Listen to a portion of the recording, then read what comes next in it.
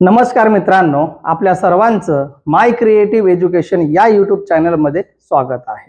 मित्रांनो, आपण मागील व्हिडिओच्या माध्यमातून त्रिकोणी संख्या कशा पद्धतीने मिळवायच्यात त्या संदर्भात आपण माहिती समजून घेतली, बरोबर। त्रिकोणी संख्या मिळवत असताना आपण काही ट्रिक्स कशा पद्धतीने वापरले जातात किंवा त्याची नियमावली ते आपण समजून घेतलं। जर कोणी ती माहिती पाहिली नसेल, व्हिडिओ पाहिला नसेल तर प्लेलिस्ट मध्ये जाऊन ती माहिती अवश्य समजून घ्या, म्हणजेच आपल्याला सखोल माहिती मिळेल आणि अशा प्रकारचे या ठिकाणी त्याच्याशी रिलेटेड असणारे जे काही प्रश्न विचारलेले असतात ते सोडवण्यासाठी आपल्याला प्रथम ती माहिती जर समजली नसेल तर मात्र आपण जे काही प्रश्न विचारलेले असतात ते आपण सोडवू शकत नाही। ओके, आता त्रिकोणी संख्या आणि चौकोनी संख्या किंवा चौरस संख्या म्हणजेच काय, तर त्रिकोणी संख्या मिळवण्यासंदर्भात आपण सविस्तर अगदी व्हिडिओ तयार केलेला आहे। आधी ती माहिती समजून घ्या, नंतर मग चौरस संख्या मिळवण्यासंदर्भात ती माहिती समजा। या ठिकाणी आपण आज शिकणार आहोत चौरस संख्या। चौरस संख्या म्हणजेच काय, तर पहा या ठिकाणी व्याख्या लिहिलेली आहे। चौरस संख्या एका संख्येला त्याच संख्येने गुणले असता येणारा गुणाकार म्हणजे चौरस संख्या होय। एखादी संख्या असेल, त्या संख्येला जर समजा त्याच संख्येने गुणले असेल आणि गुणल्यानंतर जो काही गुणाकार मिळालेला असतो त्या संख्येला आपण काय म्हणत असतो, चौरस संख्या म्हणत असतो। आता फॉर एक्झाम्पल म्हणजेच काय, समजा 2 ही संख्या घेतली, 2 या संख्येला आपण 2 नेच गुणलं, गुणाकार किती आला, 2 दुने 4। समजा पुढचा एक्झाम्पल आपण घेऊया, या ठिकाणी 9 संख्या घेतली, व्याख्येनुसार आपण काय विचार करतो, एका संख्येला त्याच संख्येने गुणले असता। आता एखाद्या संख्येला म्हणजेच काय, तर आपण संख्या घेतलेली आहे 9, 9 ला आपण कोणत्या संख्येने गुणू, पहा त्याच संख्येने गुणले असता, म्हणजेच 9 ने गुणले असता 9 9 81। मग त्याच संख्येने गुणल्यानंतर जो गुणाकार आपल्याला मिळत असतो तो गुणाकार किंवा त्या गुणाकार मिळालेल्या संख्येस चौरस संख्या असे म्हणतात, लक्षात ठेवा। किंवा जी काही चौरस संख्या असते ती संख्या म्हणजे पूर्ण वर्ग संख्या होय। जी आपल्याला वर्ग संख्या मिळालेली असते किंवा त्याच संख्येने त्याच संख्येला गुणून जी बेरीज मिळालेली असते, जो गुणाकार मिळालेला असतो त्या गुणाकाराला पूर्ण वर्ग संख्या असेही म्हणतात। म्हणजे थोडक्यात जी चौरस संख्या असते ती पूर्ण वर्ग संख्या ही असते, हेही लक्षात ठेवणं अपेक्षित आहे। पुढे पहा, ज्या संख्या बिंदू स्वरूपात मांडल्यावर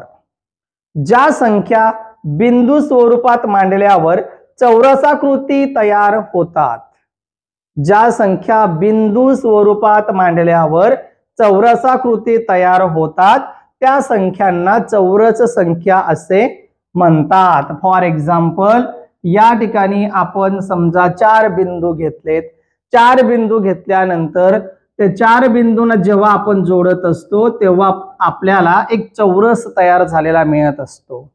काय तयार झालेला मिळत असतो, चौरस मिळत असतो। म्हणजेच काय, या ठिकाणी बिंदू किती होते, 1 2 3 4, बरोबर। म्हणजे 4 ही चौरस संख्या आहे। कोणती संख्या आहे, चौरस संख्या आहे। समजा तुम्ही 3 बिंदू घेतलेत, तर 3 बिंदू घेतल्यानंतर त्रिकोण तयार झाला, चौरस तयार होतोय का, नाही होत। म्हणजे 3 ही चौरस संख्या आहे का, तर नाही।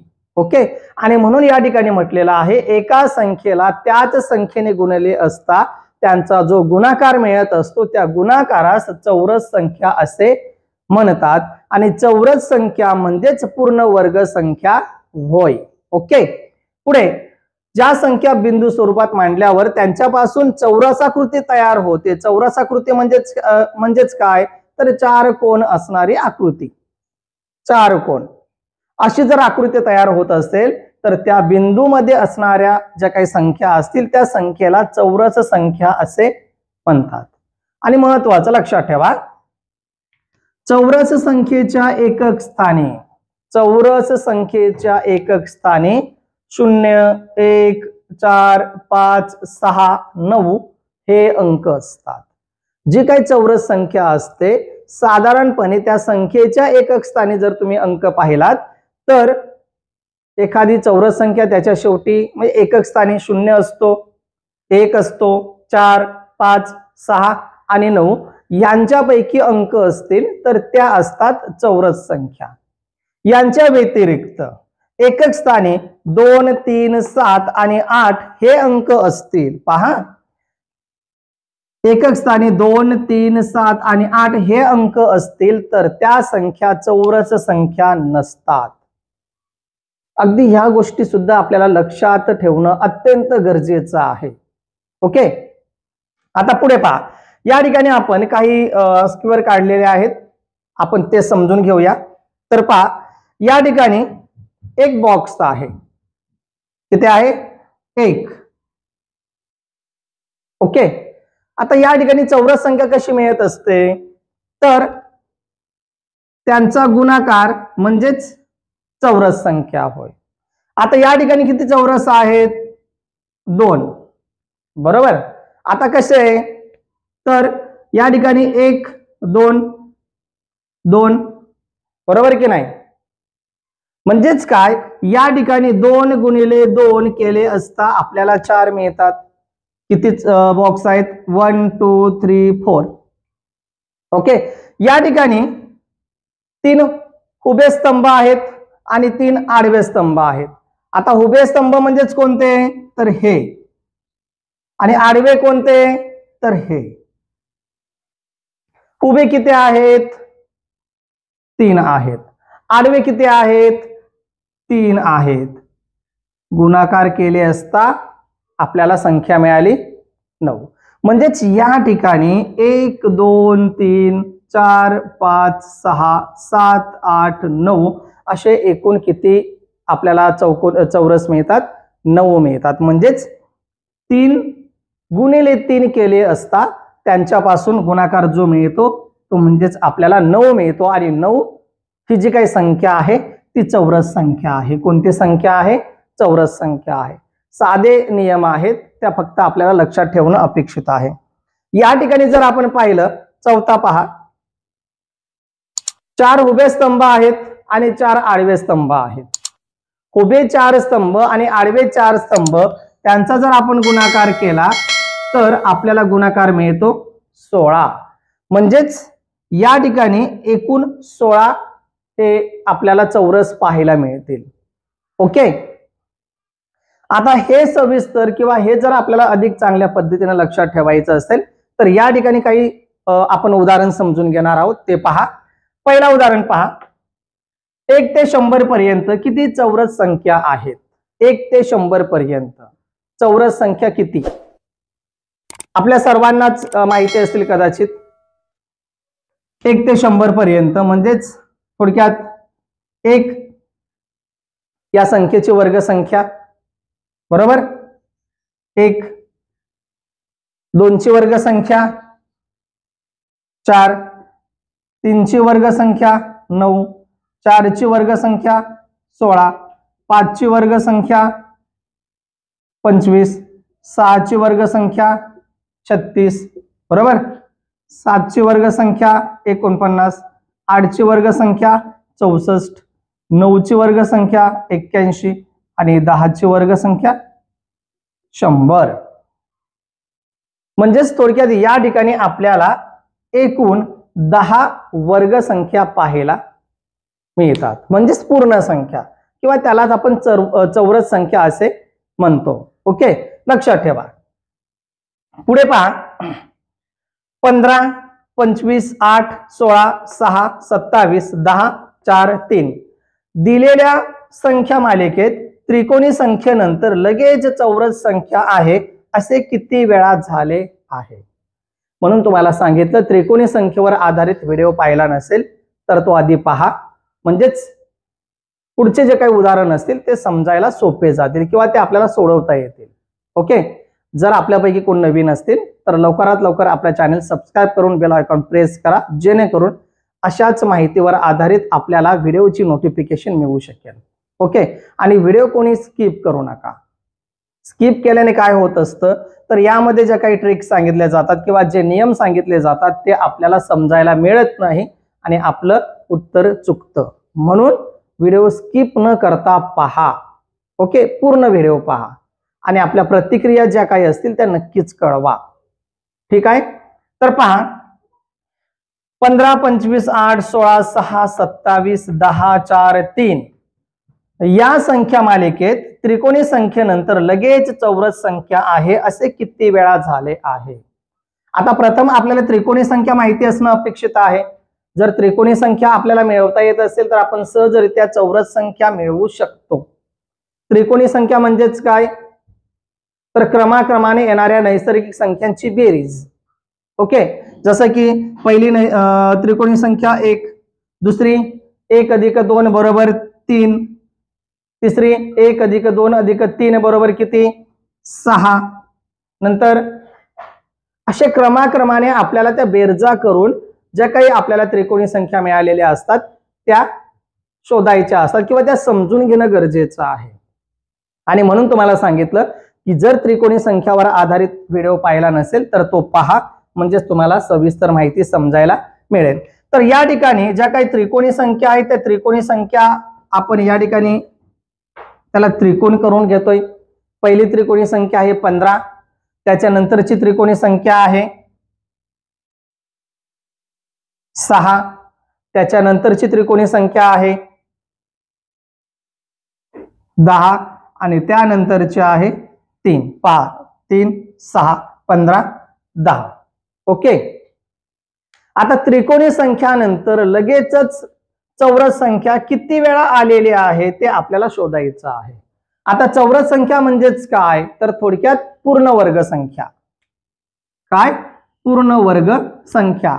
आता पूर्ण वर्ग संख्या पहा या ठिकाणी 25 आलेले आहे. 25 म्हणजेच कोणत्या संख्येची वर्ग संख्या 5.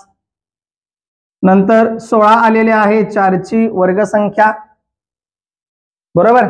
आणि नंतर 4 आलेले आहे 2 ची वर्ग संख्या.